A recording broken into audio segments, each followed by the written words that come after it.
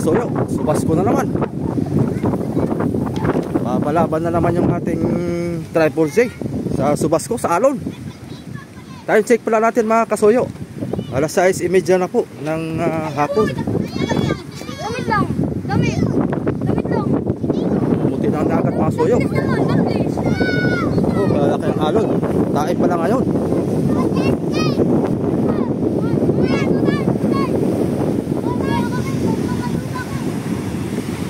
Wala na yung barko doon. Asan na yung barko? Ayun pa lang barko. Tapos na mag-discarga ng bakpak. Ayan yung ating tribe. Uy! Ayan ang ating tribal sea, mga kasuyo.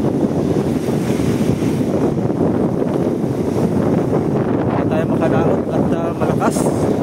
May lakas pa. Habagat mga kasuyo, malakas ang habagat. Pasko. Kaya sa ibang lugar dyan, ulan-ulan na yan. Sa Cavite. At sa ibang parte ng Kamaynilaan. Sa buong Pilipinas, pulo-pulo ngayon ang ulan. Ayan o. Yung iba, wala dito mga kasuyo. Wala dito yung mga ibang bangka na doon sa kabila. Kasi doon lantap, dito po ang sentro ng hangin, kaya dito po ang alon. Paglutang na yung ating Triple J mga kasuyo.